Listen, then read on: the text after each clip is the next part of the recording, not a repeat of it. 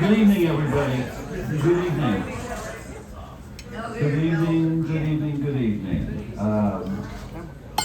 Welcome back to the Sauce of the Yacht Club. This is the beginning of our annual Wednesday night speaker series, third Wednesday of the month. We have many topics scheduled. Next month will be a special presentation by Jeff Zarwell and our race committee, talking about what else? Racing. But there's a lot of rules that need to be talked about and presented and discussed, etc. My name is Tom Kowalski. I'm one of the staff commodores here, and I'm always available to, if you have suggestions or specific requests for a speaker, please let me know. There's a number of members who specifically wanted a presentation on islands in San Francisco Bay, and that's what we got tonight, okay? Our speaker tonight this is his fourth time being here. Brian Crawford is a local historian, a former computer specialist, has sailed the South Pacific, and is a prolific writer. His books are behind me, and I'm the type of reader of books that I rarely read a book twice, except medical journals and anatomy books when I was doing my training. There's an exception to that, and the exception to that is I have read this book twice, and I'm going to probably read it a third time. It's the most comprehensive book that I've ever seen about shipwrecks outside the Golden Gate.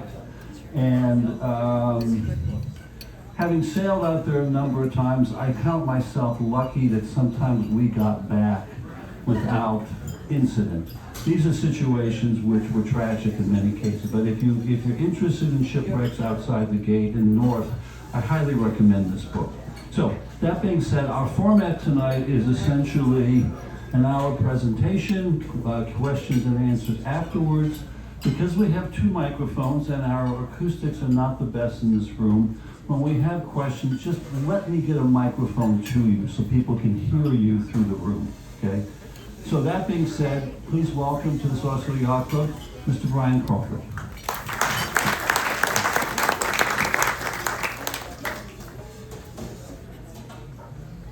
First issue is getting the microphone on. Hello. Testing. All right, well, I'm a local historian. Written 9 books on local history. For someone with my interests, I got the best volunteer job in the world. Some years ago, the Antique California Room at the Marin County Free Library purchased a large collection of tens of thousands of old maps of Marin County. These have been collected by a long line of surveyors going back for more than 170 years, right back to the founding of the county and before. The collection was so large that the library had to rent a warehouse to put them all in on Los Gamos Drive, and that is open Thursday afternoons for public viewing and research. There's really a wonderful collection there for anyone interested in the early history of the county. There are other collections there as well as maps, a wonderful collection of paintings and photographs of early Marin. So it's really a wonderful resource. When I learned about this collection, I volunteered to help curate it. And for the last 8 years, I have spent all my Thursday afternoons there. We've cataloged more than 15,000 maps so far, and there's plenty to go. So I was assigned what to me was the dream gig of going through all the maps, cataloging them so we know exactly what we had, how to lay hands on it. We had no idea what the collection contained or even how many maps there were. I would slide open a dusty old wooden drawer or pull open a tube. There I am, hard at work. There are all these tubes of maps. The maps are just stuffed down into the tubes, 10 or 15 maps, and I pull them out, blow the dust off, and I'm very likely the first person to have seen it in 150 years. It's great. The oldest and most fragile of the maps have been digitized, and they're available online. Now that's a very small subset because it's a long process to put it all available online, but it's just invaluable. So that's got me into South Marin Island.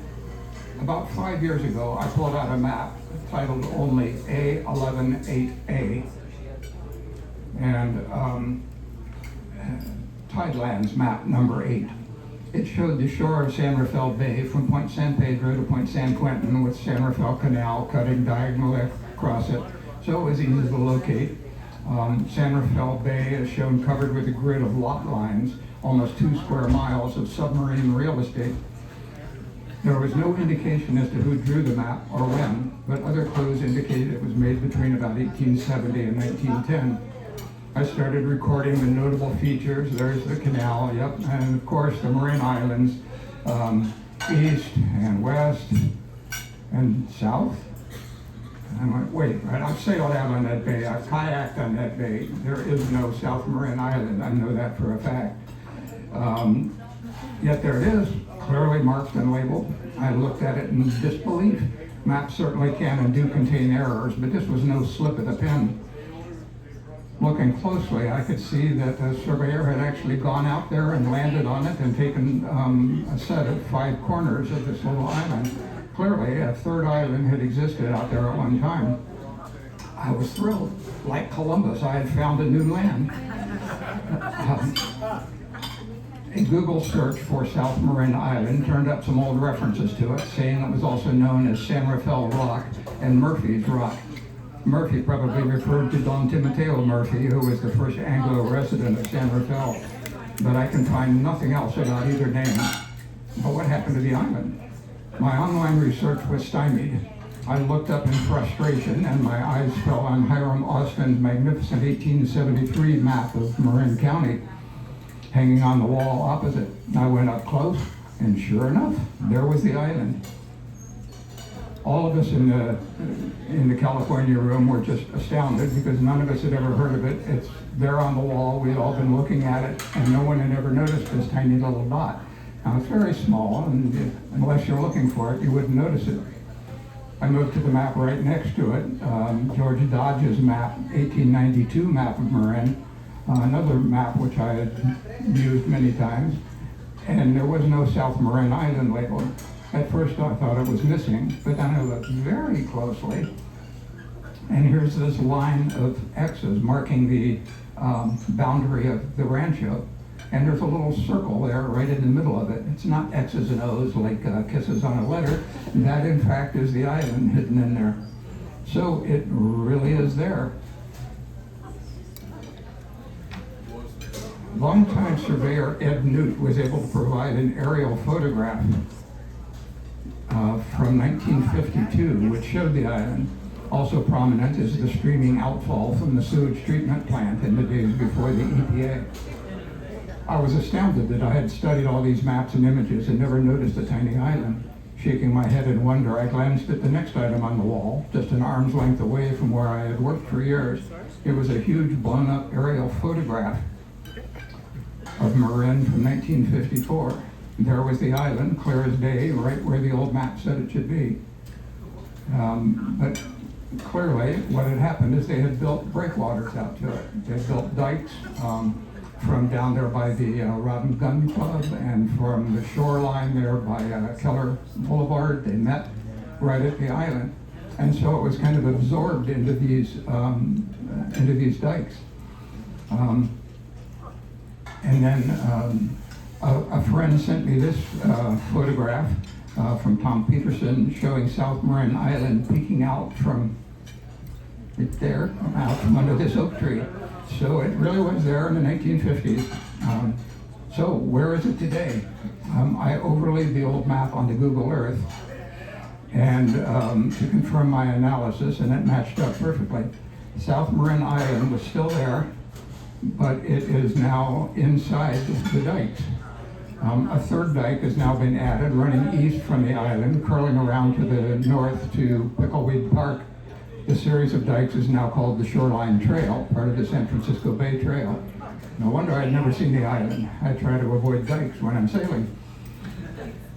In 1978, the 34 acres around the former island were donated to the Marin Audubon Society, and it's now their little-known Murphy's Rock Preserve. It's still possible to visit South Marin Island. There it is. And here's what it looks like today. It has it's an intersection of the San Francisco Bay Trail and the intersection with the Bay Shore Path. That junction was at the southern tip of South Marin Island. It's rather a pretty spot with good views of the bay and the Richmond-San Rafael Bridge. So I had rediscovered an island that formerly existed but was no more. This find led me to research a number of other islands in the bay that no longer exist. First one I researched was called Blossom Rock. It was never an island in historic times. When Royal Navy Commander Frederick Beechey, commander of HMS Blossom, sailed into San Francisco Bay in 1827, he was returning from charting the Bering Sea, during which he had reached and named Point Barrow. On his return voyage, he visited the Mexican settlement of Yerba Buena. There were no English charts of the spectacular bay, so Beechey undertook a survey. In passing between Alcatraz and Yerba Buena Island, he discovered an obstruction 5 feet below the low tide line. At low tide, ripples and a strong overfall could be seen on the surface, but at other tides there was no hint of the deadly obstruction. It lay 1,000 feet offshore, right in the channel for sailing to the mission and the village of Yerba Buena.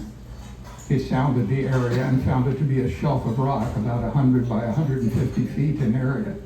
Beechey added it to his chart and named it Blossom Rock after his ship.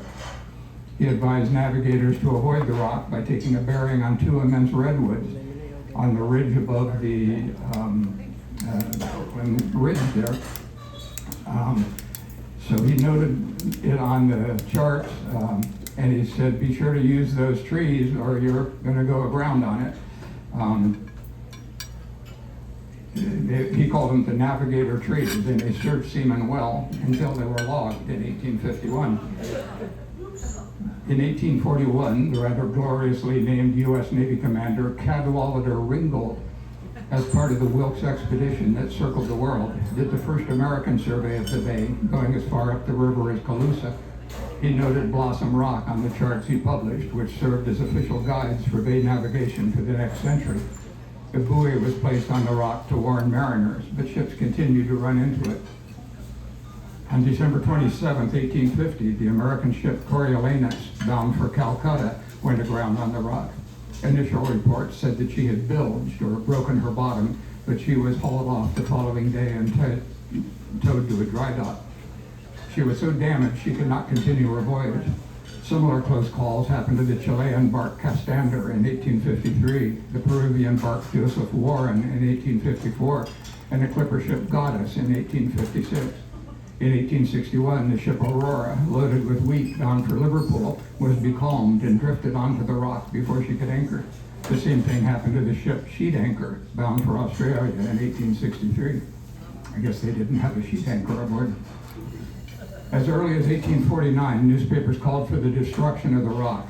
Quote, "It should be done at once, for already we have had marine disasters occurring either through fear or ignorance of this rock, sufficient to injure the reputation of much better harbors than the excellent harbor of San Francisco," unquote. It took 20 years, but in 1869, the Corps of Engineers surveyed the rock. They estimated that 10,000 tons of rock would have to be removed to clear it to a safe depth of 24 feet. They received only one bid, and the job was given to a 47-year-old Latvian-born Alexei Valdemar von Schmidt. There he is. Who had already built the Spring Valley water system and the massive dry docks at Hunters Point. Von Schmidt devised a very bold, risky, and original approach. He would bore a vertical shaft down into the rock, hollow it out from the inside, and pack it full of explosives. Of course, no one had ever drilled a mine underwater, but von Schmidt was confident he could do it. He used surface blasting to blow off the highest point of the rock to make a level surface. Then he had a massive wooden frame constructed. 22 by 34 feet on the sides and 20 feet tall. In the center was a double-walled cofferdam, 8 by 8 feet. This framework was taken to the site on a specially built barge, and giant cranes lowered it into the water until it settled firmly on the rock. 6 massive anchors were attached to the sides to hold the framework in place. 16 pointed steel pilings were driven into the rock all around the framework to make it solid and immovable. Then sacks of clay were dumped into the spaces between the walls of the cofferdam, pushing the whole framework down onto the rock and forming a waterproof seal around the central area. The water was pumped out of the central cavity, and the framework was attached to the rock with concrete, forming a watertight workspace. The top of the framework extended 8 feet above the water level. Crews of carpenters decked over the framework. A tool shed was built on the deck, along with a cookhouse and lodgings for a crew of 16 men. Work crews stayed on the site for weeks, reducing the time and expense of transporting them from shore every day. A crew of miners began digging a vertical shaft into the rock. An iron cylinder 6 feet in diameter was lowered into the hole to reinforce it. All the workmen, tools, equipment, and materials had to pass down through this tube, and all the rock they removed was lifted through it and dumped into the bay. Now, picture this. This is a tube 6 feet in diameter, so you've got to haul everything you need down through that and haul it back out. It must have been extremely claustrophobic. A crew of miners, all the rock was removed and dumped out into the bay. By February 1870, they had reached the required depth of 41 feet and started several horizontal tunnels, 8 feet tall. The tunnels radiated out from the central shaft and ended when the engineers calculated they were within 6 feet of the ocean. That's where you want to have your calculations right before you tunnel out into the Pacific. So the walls of the tunnels were then removed.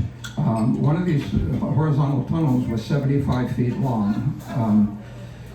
They took out all the intervening rock, leaving just a few columns to support the rock above. So the entire Blossom Rock was now hollow. They brought in 39 English ale barrels, waterproofed with pitch inside and out. Each was filled with 530 pounds of blasting powder and sealed tight. For the center of the rock, 7 massive iron boilers had been constructed, each containing more than 1.5 tons of gunpowder. Altogether, more than 23 tons of explosive were placed inside the rock, all connected to a single wire. In April, von Schmidt published notices warning vessels to avoid the area.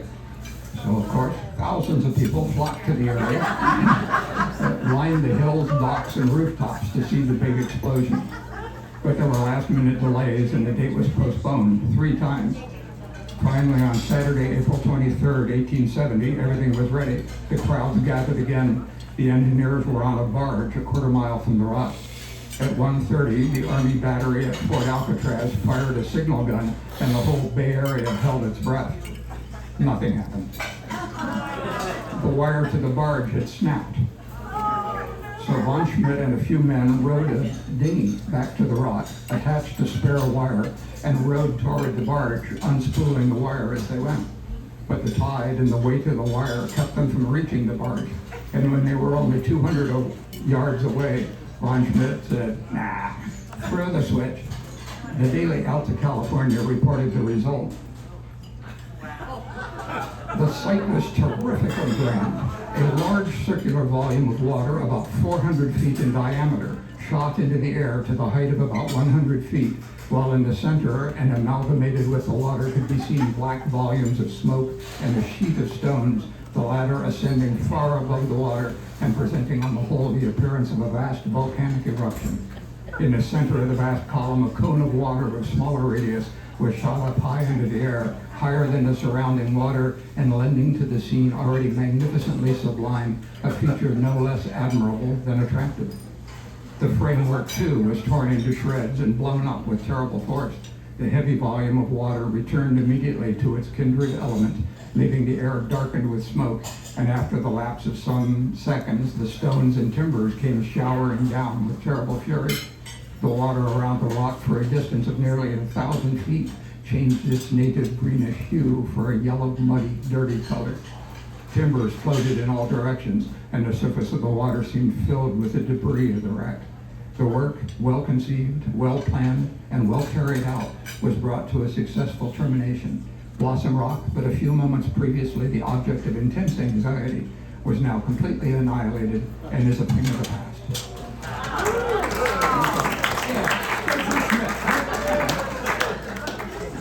It took 8 more months to drag all the shattered rubble off the shoulder and dumped into deep water. But in December 1870, the Corps of Engineers determined that the entire surface now lay at least 24 feet below low water. Von Schmidt had fulfilled his contract and was eligible to receive the $75,000. He would make a profit of $30,000, about $680,000 today. So next time you sail between North Beach and Alcatraz, think about that rock right there. You go. The next one is Shag Rock. San Francisco Bay is one of the newest geographical features in the country. It's no more than 10,000 years old. People have lived in the Bay Area much longer than that. At that time, much of the world's water was frozen in glaciers and ice sheets. Sea level was 400 feet lower. The bay was a grassy valley with several high rocky hills covered in trees. A mighty river flowed through it, the ancestor of today's Sacramento, but many times larger. The river flowed out through the steep-walled canyon that would become the Golden Gate. It meandered across a wide, flat plain and emptied into the sea as a massive delta, now marked only by the rocky crags of the Farallones, 27 miles to the west. The valley that would become the bay would have been reminiscent of the Serengeti. And like the Serengeti, it was crisscrossed by a network of ancient migration trails cut deep into the turf by the plodding feet of immense beasts. Mammoths, mastodons, camels, bison, elk, and giant sloths that could stand on their back legs to graze the leaves off trees. Massive as these animals were, they had predators to match. Short-faced bears, 50% bigger than a grizzly, dire wolves, and saber-toothed cats prowled through the long grass. No doubt these predators climbed the hills and studied their prey passing below. Human hunters, too, used the hills to spot their prey, clutching their spears, their eyes following the long marching lines of animals and listening to their bellowing and trumpeting. But then the world's climate changed. Glaciers melted in the Sierras and around the world. Sea level began to rise as much as an inch a year. The shoreline moved a mile or more in a man's lifetime. The sea drowned the vast river delta, then spread across the coastal plains. It crept in through the Golden Gate and flooded the entire valley, leaving only the hilltops standing as islands. About midway between Alcatraz and Point Cavallo were a group of steep rocky hills. One of them rose just 4 feet above the water. It was named Shag Rock for the shags or cormorants that inhabited it. It was also sometimes known as Barrel Rock, and it was definitely a hazard to navigation. Next to it was another rock just under the surface called Shag Rock number 2.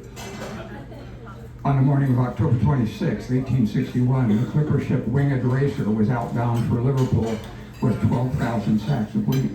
After passing Alcatraz, she turned west for the Golden Gate, but struck on the submerged Shag Rock number 2, tearing a hole in her bottom and sticking fast. She soon swung off and tied up at the North Point dock with 8 feet of water in her hold. She was repaired and returned to service, only to be captured and burned a few years later by the Confederate raider CSS Alabama. Other wrecks on Shag Rock were the ship Torrent in 1863, the bark Lennox in 1865, and the bark Emily in 1883. In 1893, the Sausalito News complained, "It occurs to us the press of California could not engage in a more deserving cause than to call the attention of Congress and the powers that be to the death traps which lurk about the entrance of San Francisco.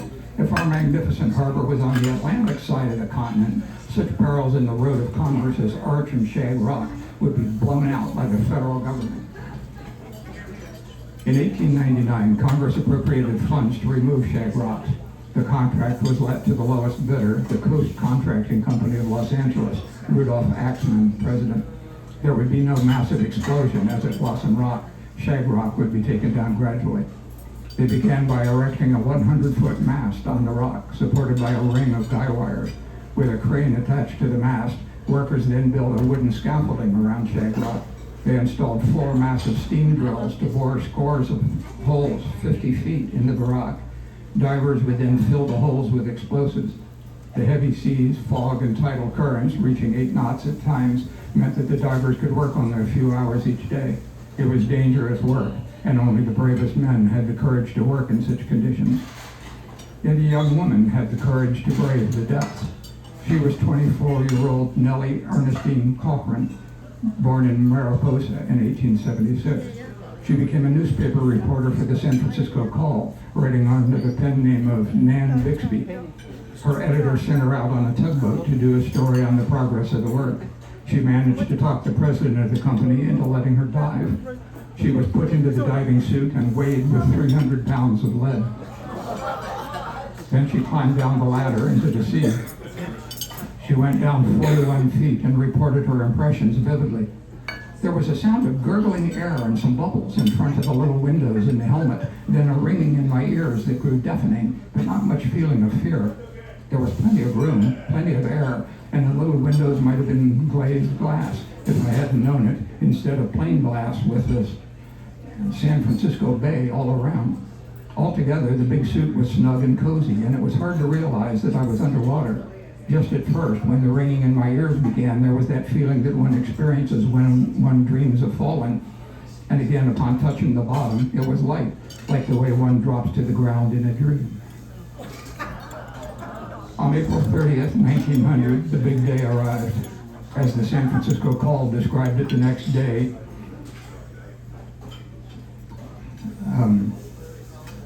in the twinkling of an eye, a huge mass of rock and water and splintered lumber from the derrick that had been erected to facilitate operations were flying heavenward. Long before the water had ceased mounting upward, the rock was falling back into the water, and the splash, splash, splash of the huge pieces of wood could be heard a mile away. After the great upheaval had subsided somewhat, the water over the spot once marked by Shag Rock continued to boil for nearly 15 minutes. The contractor used a dredger to clear the rubble off the site. In July 1900, a government survey certified the rock as cleared to 37 feet. The contractor went right on to drilling the submerged Shag Rock number 2 nearby, using the big dredger Golden Gate as a work platform. On August 25th, the schooner Lizzie Preen left San Francisco bound to Oregon. She tacked toward the... Slide's messing. On August 25th, the schooner Lizzie Preen left San Francisco bound to Oregon. She tacked toward the Marin shore, but the ebb tide carried her down onto the massive dredger. The schooner received a hole in her bow and was able to put back to the Spear Street wharf for repairs. The bargemen and divers drilled a series of holes into the rock to blow it up on September 5th, 1900.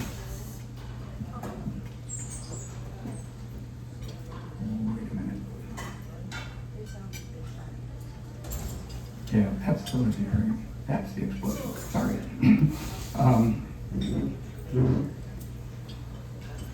They described the spectacle. The water about the rock seemed to gather itself into an immense mound, which rose slowly, flashing with 1,000 hues where the sun caught it, until it towered above the bay 1,500 feet, a solid white column of water looking like a slender iceberg. At the top, the wind caught the graceful shaft and turned the summit into feathery plumes. For some seconds, this shaft remained to all appearance solid as marble and towering like a monument over the shattered rock. Then, slowly it sank until the troubled bubbling of the waves was all that remained to tell of the destruction of a historic obstruction to navigation. All the launches and small boats dashed in and from the water, now a dark brown color, gathered a great harvest of fish. Don't you love the way they write in the newspapers in those days? We got to get back to that stuff. All right, now we're on to Arch Rock. It was one of the most prominent landmarks in San Francisco Bay, rising out of deep blue water right in the middle of the channel. It was the first object seen by ships entering the bay. It was a steep-sided rock, 26 feet high and about the same in diameter, the top of a 100-foot crag rising from the floor of the bay. Constantly covered with birds and streaked white with their guano, it was often called bird rock on the old charts. A cave 12 by 15 feet pierced completely through the rock from north to south, giving it its most common name. At low water, it was possible to row a small boat through the arch, but the narrowness of the opening and the constant waves made it a very risky adventure. Arch Rock lay directly on the route of the ferries running between the city and Sausalito, or Tiburon. Passengers loved its romantic and picturesque appearance, with waves pounding against its black sides and flocks of seabirds constantly wheeling about its crags. The captains of the ferries were not so enamored of it. At night or in the frequent fogs, it was a major hazard to navigation and a constant danger. The first documented wreck was that of the ship Flying Dragon. She loaded 1,000 tons of coal in Newcastle, New South Wales.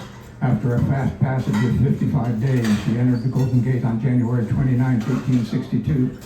The winds were light, but at 10 o'clock, a squall from the southeast struck her. The sails were clewed up and the ship brought to an anchor, but before sufficient chain could be got out to hold her, she had dragged down to and struck on Arch Rock. The flood tide kept the ship hard up against the rock. The pumps were manned and guns were fired and signal lights burned. Boats came out from Alcatraz with soldiers to assist at the pumping, but the ship kept settling lower in the water. At 8 o'clock the next morning, she was slewed around to the east of the ledge, Arch Rock over her stern, her prow pointing toward Alcatraz. At 10, she fell over on her starboard side, and nothing below the topgallant yards was visible. She was a total wreck. Captain Watson and his men just had time to save their valuables and clothing. 6 years later, in 1868, another coal ship came to grief on the rock. The ship Autocrat, 153 days from Baltimore, entered the bay and was becalmed. A strong flood tide was running at the time. As soon as Arch Rock was seen, the anchor was hove out, but before it brought the vessel up, she struck heavily and went broadside on the rock. All efforts to get her off proved futile. The captain, his family, and all hands left the vessel. The ship lay partially submerged for several weeks, allowing salvors the chance to save the sails and rigging and the crew's effects. Divers recovered part of her cargo, but on the 23rd, her bottom gave way and the remaining coal slid out into deep water. 3 more vessels struck Arch Rock, but all were pulled off with only minor damage. Arch Rock's only usefulness was as a target for the big guns at the Presidio. Apparently, the Army didn't think to warn mariners they were firing into the strait, even when there were vessels in the vicinity. In 1884, the bark J.D. Peters was entering the bay when a shell passed between her masts, cutting some of her rigging. The shell struck the water very close to the pilot boat America. 4 years later, a big 12-inch shell fired from Fort Winfield Scott carried away the jib gear of the schooner Archie and Funky when that vessel was just putting out to sea. The shot struck just a few feet above her decks. If it had hit her hull, she would have been blown out of the water. In 1897, the bark Ceylon arrived from Honolulu with a load of sugar for the Spreckles Company. The wind died and the strong flood tide carried her straight toward Arch Rock. The quarantine steamer George M. Sternberg saw her predicament and rushed to her aid. The steamer got a line aboard and did her best to tow the bark out of danger, but she still struck heavily and careened over, her masts and yards touching the water across the steamer. Immediately, the surface of the water was covered with floating pieces of wood, but it proved to be only her outer sheathing. The Sternberg towed her to a dock and she was repaired. The maritime community had had enough. They successfully pressured Congress to authorize and fund a project to remove Arch Rock to a depth of 40 feet. In 1899, the job was assigned to the Coast Contracting Company of Los Angeles, who had just removed shag rocks. Within a week, they had erected stages surrounding the rock, frightening off the seabirds that were constantly circling the picturesque pinnacle. Large drill rigs were installed on the stages. Holes were bored into the rock and filled with explosives. On November 3rd, the first blasts were set off, blasting the entire upper section of the island 150 feet into the air. In May 1901, a severe gale destroyed much of the platform and it had to be rebuilt. Divers recovered the tools and drills, and work was resumed. Finally, on August 15, 1901, all was ready. 260 holes had been bored and filled with 30 tons of explosives. The wires were led to a barge 4,000 feet away, and the button was pressed.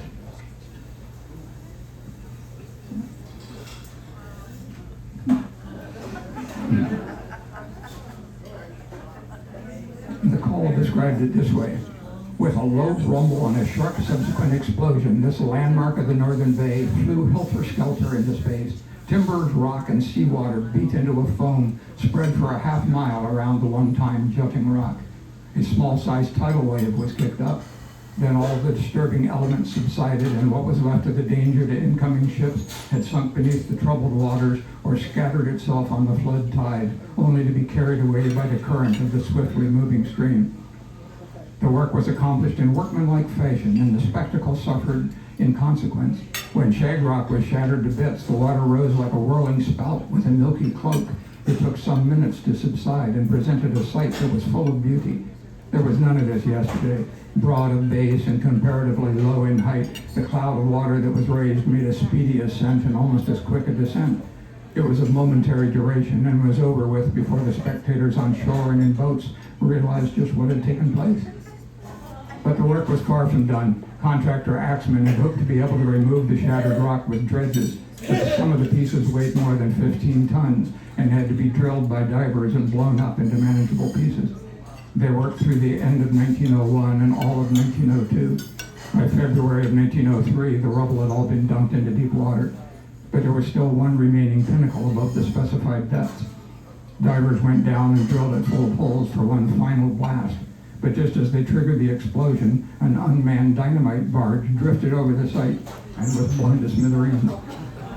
It wasn't until May 1903 that the Corps of Engineers confirmed that the rock was indeed cleared to 32 feet and the contract was fulfilled.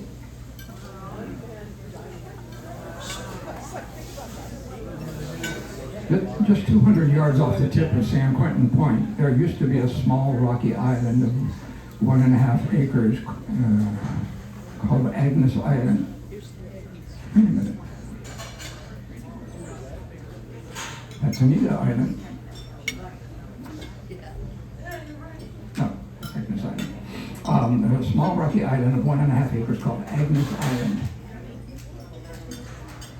It was part of Rancho Punta de Cantin, a Mexican rancho that extended from Point San Quentin to San Anselmo. In 1840, Juan Bautista Alvarado, governor of Alta California, granted the rancho to John Rogers Cooper, who had arrived in California in his own trading schooner in 1823. In 1850, the rancho was bought by Benjamin Buckalew, who with his wife Martha had come to California in 1846 in one of the earliest wagon trains to cross the Sierras.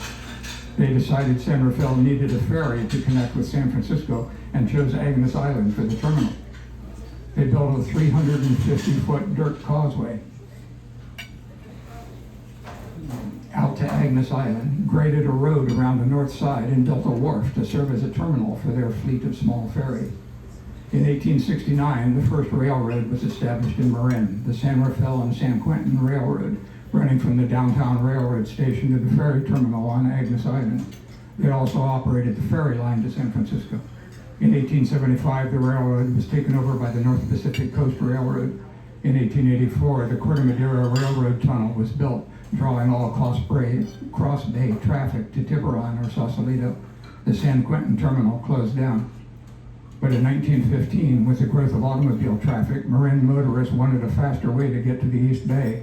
The Richmond San Rafael Ferry Company opened an auto ferry line across the bay to Richmond with 4 ferries. This line flourished until 1956, when the Richmond San Rafael Bridge was opened. The bridge construction built directly over Agnes Island, ending its long and interesting history. Now we come to Anita Rock. This submerged rock is the highest projection of a larger reef called Presidio Shoal. It lies about 150 yards offshore of Crissy Field, just off the entrance of the restored lagoon. The American bark Anita was operating on the coast of California at least as early as 1847. The following year, she was bought by the American government as a transport vessel. She served in the war against Mexico in 1848. I couldn't find the details, but at some point she struck the rock and gave it her name. I just got documentation on that tonight.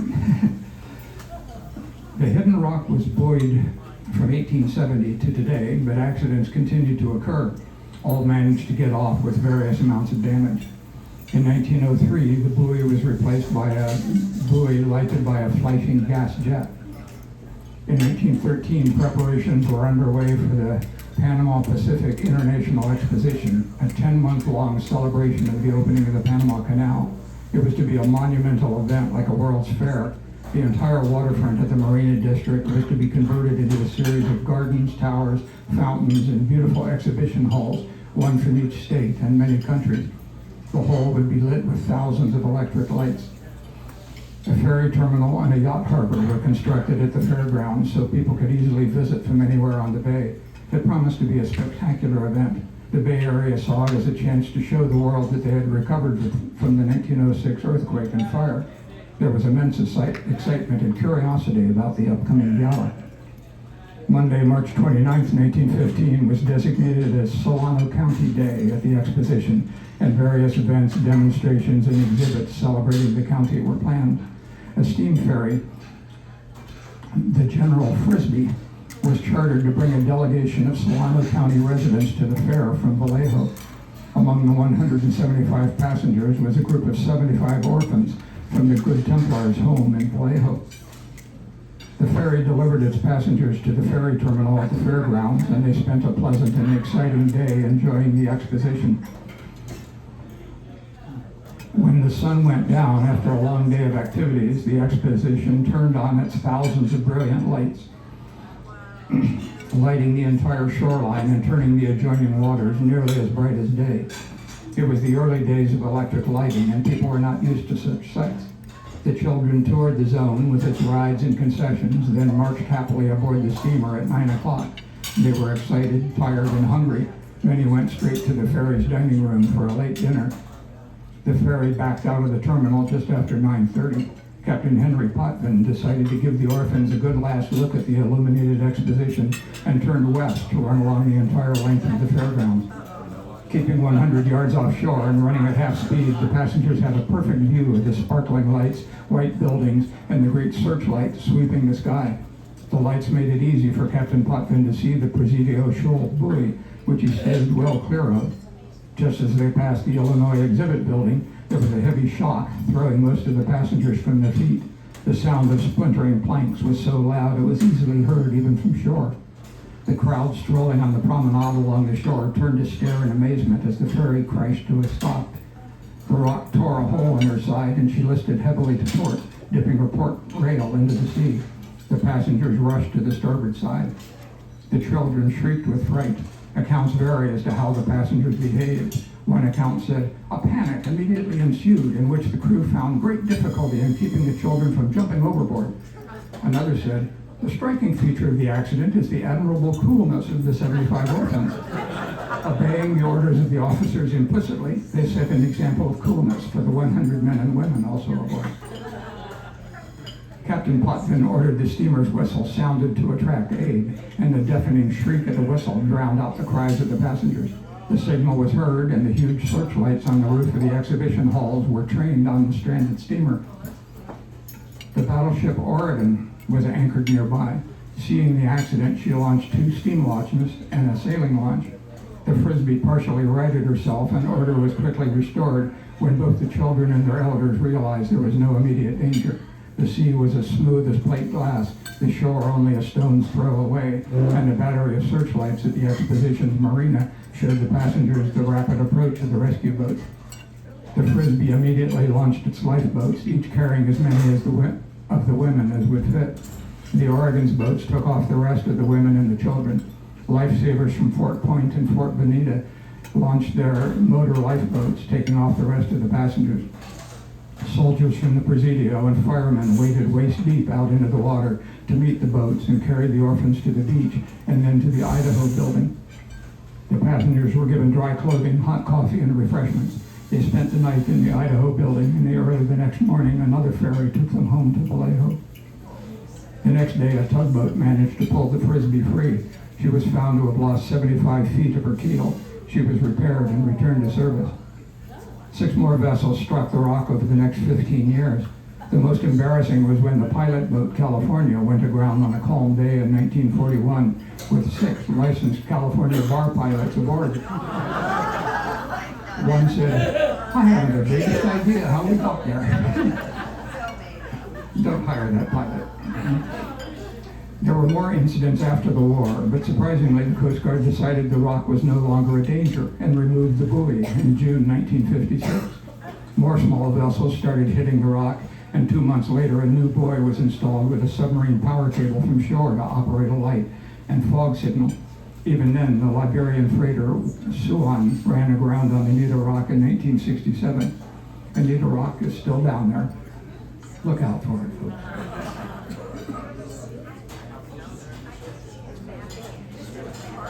In the early decades of its history, San Francisco's primary anchorage was Mission Bay, a large, shallow, open bay that has since been filled in.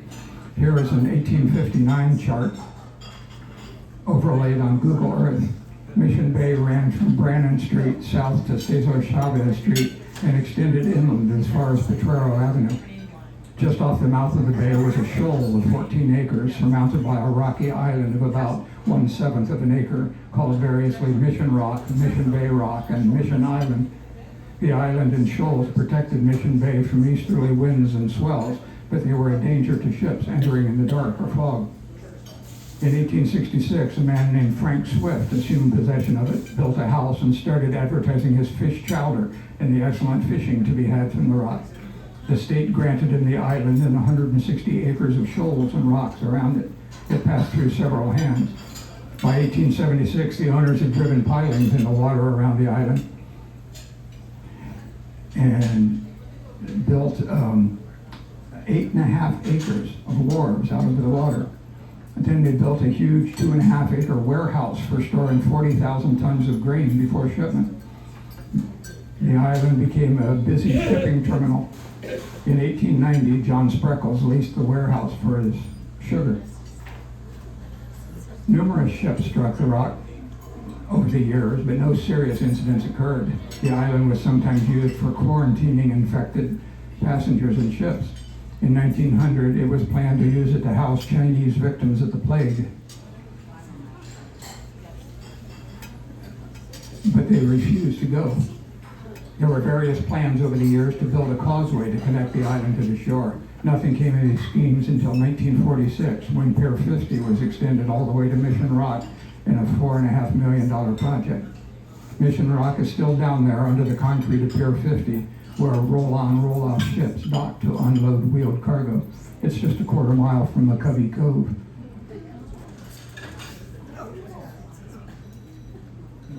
Rincon Rock was a submerged rock just 100 yards off Rincon Point on the east shore of the city of San Francisco. It was 100 feet long by 20 feet wide and was covered by 7 feet of water at low tide. The south shore of Rincon Point was a favored anchorage from the earliest days of the port. Rincon Hill, just to the west, provided shelter from the prevailing westerly winds, and the point protected the area from the worst of the swells.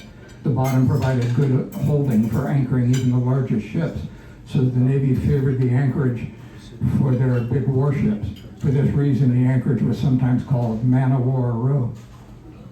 From the earliest days, the submerged reef was a hazard. Although it was buoyed, there was little help in the dark or fog, and there were a number of groundings there. During the Civil War, Confederate warships roamed the Pacific, sinking any Union ships they encountered. The Union Navy ordered the construction of an ironclad monitor to protect the West Coast. The USS Comanche was built in New Jersey, then disassembled and shipped around the Horn on the ship Aquila. After a long passage, the Aquila arrived in San Francisco on November 10, 1863. She tied up to the wharf at Rincon Point to celebrations by the maritime community and the general public. But before her precious cargo could be unloaded, a severe storm with high winds battered the bay for more than 24 hours. Nearby was the British ship Isca, unloading a cargo of grain for Australia at the Market Street Wharf, loading a cargo of grain for Australia at the Market Street Wharf. The storm winds tore her away from the wharf, and she was swept out onto Rincon Rock, dragging a section of the dock with her. As she swept past the Aquila, she carried away the Americans' bow lines. The Aquila was swinging freely, crashing against the dock and sustaining damage. With a 750-ton monitor aboard, the Aquila was so heavy that she could not rise with the waves, and they swept across her decks, carrying away anything movable. She began pounding on the bottom. During the night, her planking opened up, and she sank at the dock. The Aquila was destroyed, but after the storm, the Navy retrieved the pieces of the Comanche from the submerged hold.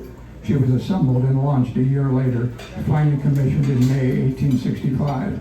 But by that time, the war was over, and she never fought.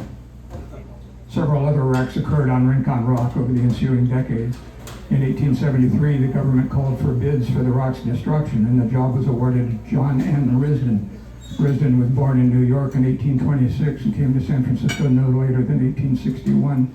He went into a partnership that built boilers for steamships and mines, and in 1868 founded the Risden Iron and Locomotive Works, located at Beale and Howard Streets, just a few blocks from Rincon Rock. He formed a new company, the Risden Blasting Works, and placed an advertisement for workers in the Daily Alta, California. Risden proposed to drill a row of holes along the rock to a depth of 20 feet and break off the rock by blasting, either with giant powder or nitroglycerin. The rock would be removed gradually, not in one great blast as at Blossom Rock. He built a substantial wharf over the rock, 140 feet long by 110 feet wide. 4 drilling machines were at work constantly, drilling the hundreds of holes required. Work progressed steadily day and night for the next 18 months. As the rock was only 100 yards offshore, it must have been a noisy annoyance for the local residents, but much worse was to come. Risden had rented a small frame building at the corner of Stewart and Folsom Streets, near where the Cupid Span sculpture stands today. Here the giant powder, nitroglycerin, and blasting caps were stored, and Risden had his field office. Every day his foreman, William Clark, filled the cartridges for the next day's blasting. He always insisted on smoking his pipe as he did this. I don't want to foreshadow here, folks. When people told him he was foolish to smoke around explosives, he laughed and said that only electricity and a blasting cap could set off the explosives. He assured them he was perfectly safe. He was wrong. At 3 p.m. on April 7, 1875, 18 months into the project, Clark and his assistant George Green were filling cartridges with giant powder when a spark from Clark's pipe dropped into a 50-pound box of powder. It did not explode. Clark was right about that, but it did catch fire. Green panicked and ran out of the building. Clark tried to put it out, but the fire spread to a box of detonating caps. They started to pop off and ignited an 8-pound cartridge he had just filled.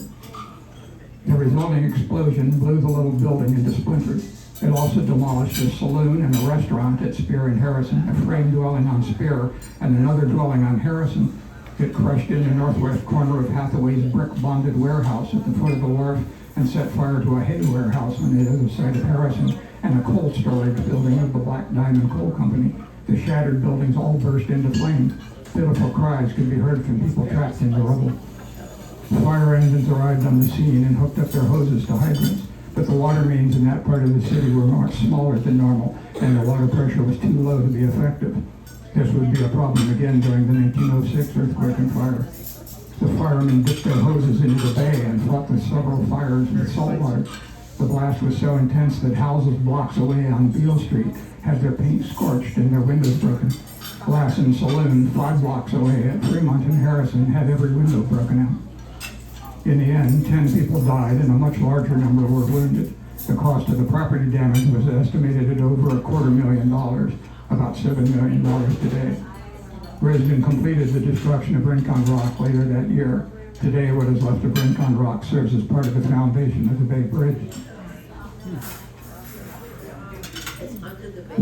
One of the dangers and pleasures of the kind of research I do, scanning old newspapers for items I think people will find interesting, is the unexpected side stories that occasionally turn up.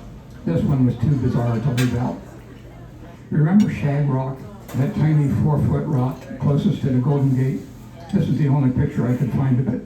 Yes, that's a shag standing on top, so you can see how small it was.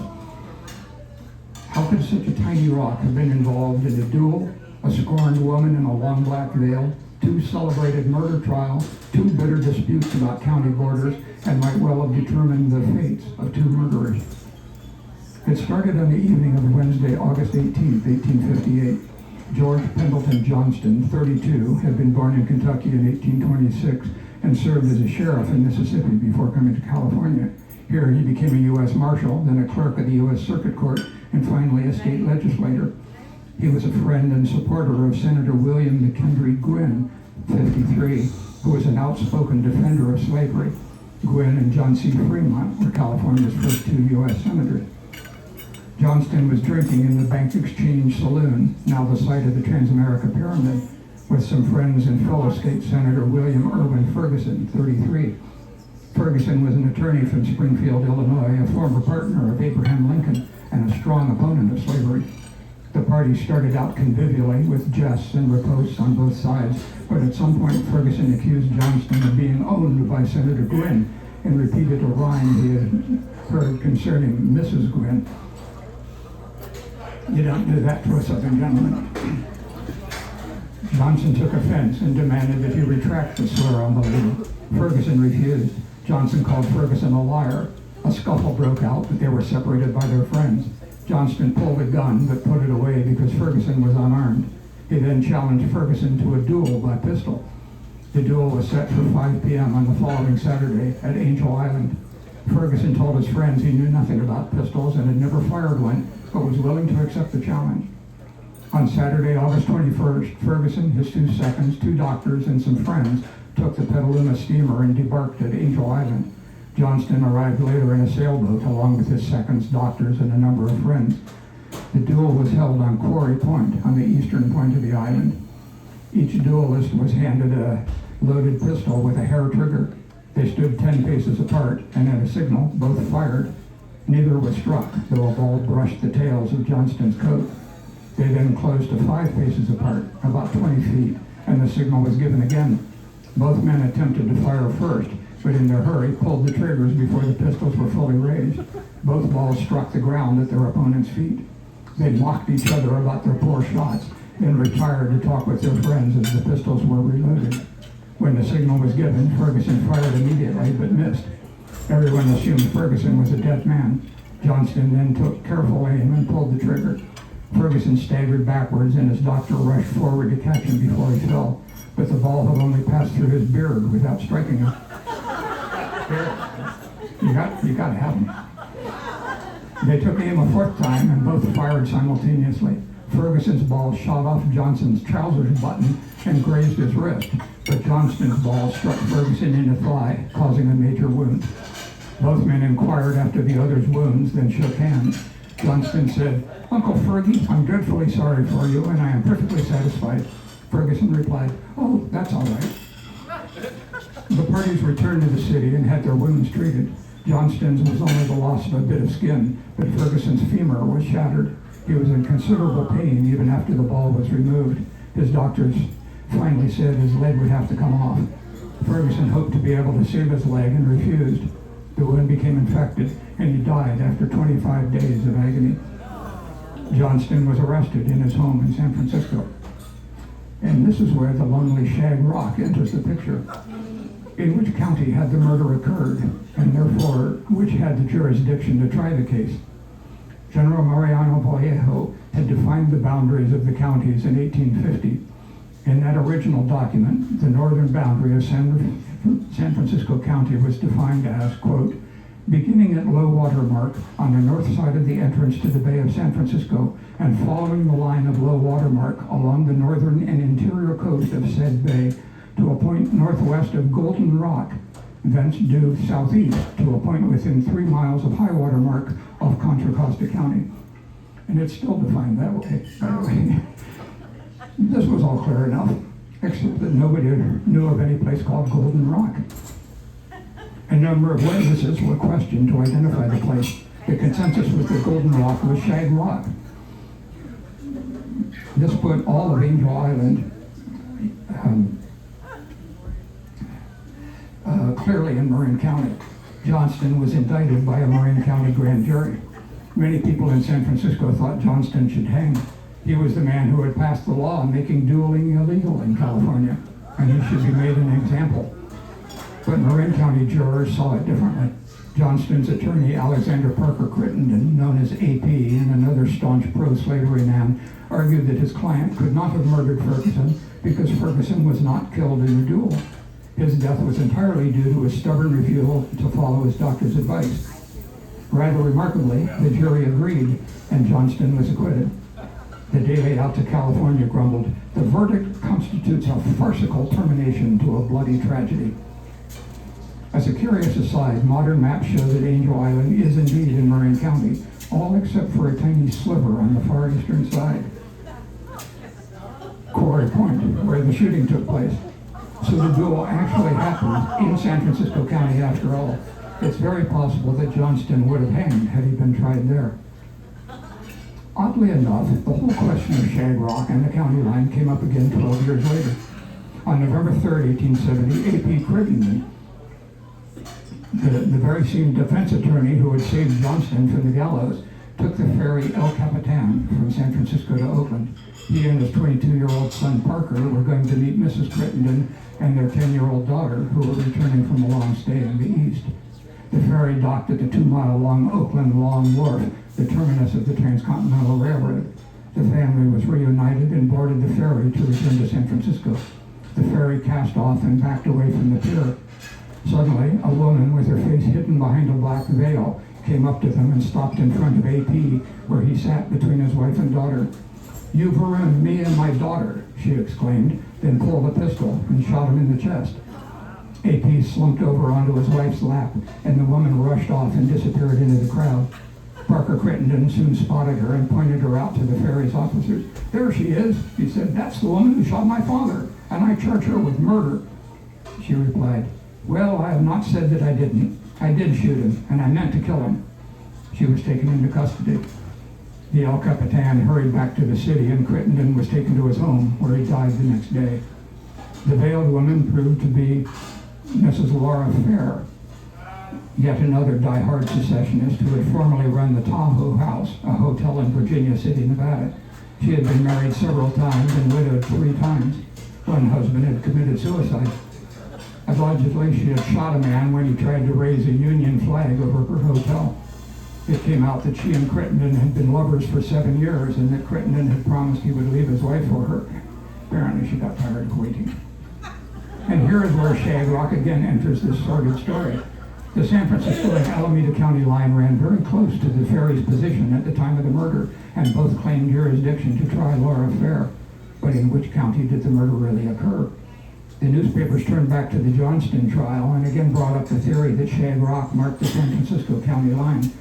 When that line was projected southeast, the way the county designation was, it not only put Alcatraz and Yerba Buena Islands firmly in Alameda County, but also part of the northeastern section of the city. Residents of San Francisco were outraged. Finally, the Daily Alta California resolved the question. During 20 years, Red Rock has been known to the surveyors of San Francisco County and the surveyors of Marin, Contra Costa, and Alameda counties as Golden Rock. So the county line ran through Red Rock and had nothing to do with Shag Rock. Here are the actual county lines. Once this was settled, Laura Fair was indicted for murder in San Francisco. Her case was a sensational and full of strange characters, numerous lovers, and salacious activity. She was painted as a seductress. She tried a defense of temporary insanity, claiming that an extremely painful menstrual cycle had affected her reason. But she was convicted of murder and sentenced to hang. Then the burgeoning feminist movement came to her assistance. Both Susan B. Anthony and Elizabeth Cady Stanton visited her in prison. Her case was appealed, backed by Emily Pitt Stevens, founder of the California Women's Suffrage Association. The judgment was overturned on the basis of prejudice, and Laura Fair was retried and this time acquitted. She died in 1918, aged 82. So tiny little Shag Rock, only 4 feet high, figured prominently in the newspapers for decades and may have helped determine the fates of 2 killers. So that's the story of the Lost Islands of San Francisco Bay. This Bay Area is packed full of history, on the land, on the water, even beneath the waves. Next time you cross the bay, think of these lost islands down there beneath the waves.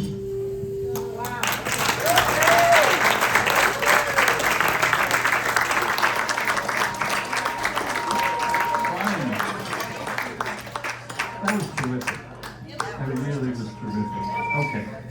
Questions for folks? I just want to say thank you so much. Very And much. especially for all of us that are here in the Bay Area with climate change and everything. And I'm here history Thank you. and everything is just, it's amazing. Too late. Any, folks, any questions? I'm sorry I missed that. My knee isn't behaving well today. Any questions, folks? Comments? This one.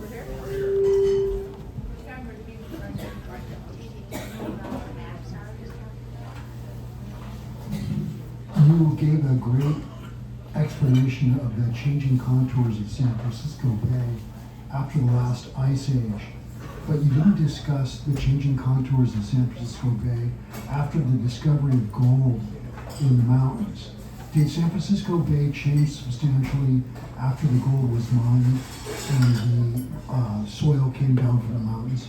Oh, yes, certainly they were doing hydraulic mining, where they just use high pressure water and blow hills away. You still see it in Auburn, a number of places, these huge big bluffs of soft rock that had just been blown away, and it all went into the river. And the river carried it down to the bay. So a lot of the little estuaries, like Sonoma Creek, used to be navigable. You could go almost to Sonoma in a small steamboat, and it just silted in. And the same happened to a lot of places. So there were, it made huge changes in the bay. I read about the Ice Age that the Sacramento River was, a very large river. But when all the glaciers in the Sierras were melting at the same time, vast quantities of water came down both the San Joaquin and the Sacramento rivers and came out through this valley. And that's why it's so deep on the Golden Gate Bridge there. And in Raccoon Strait, it ran right through Raccoon Strait at 200 feet deep in places. So that was, a huge canyon. And more water than the Mississippi was coming down there. No, I was going to ask the California Academy of Sciences. I think it used to be over near the Palace of Fine Arts, and it moved down to the wharf.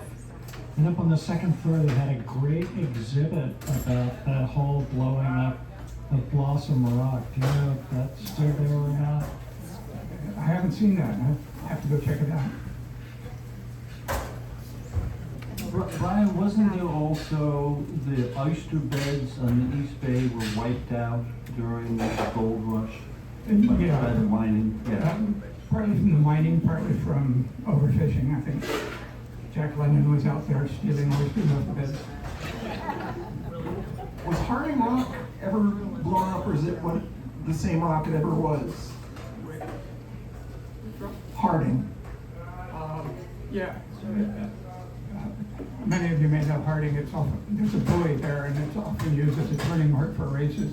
And that was really what I started getting this interest. Where's Harding Rock? Anyway, no, it was never an island. It was always below the surface. But I believe there were efforts to cut it down to a safe depth. And all these 19th century efforts took it down to 24 feet, and in some cases 40 feet.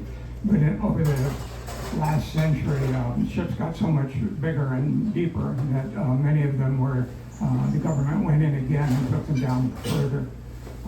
So Harding Rock is still out there. So all these were, like rocky knolls sticking up out of this plain. It must have been quite a sight to see. Any other questions? Ladies and gentlemen, any other questions? Well, Brian, thank you very much. And Brian's books are here. His books are here.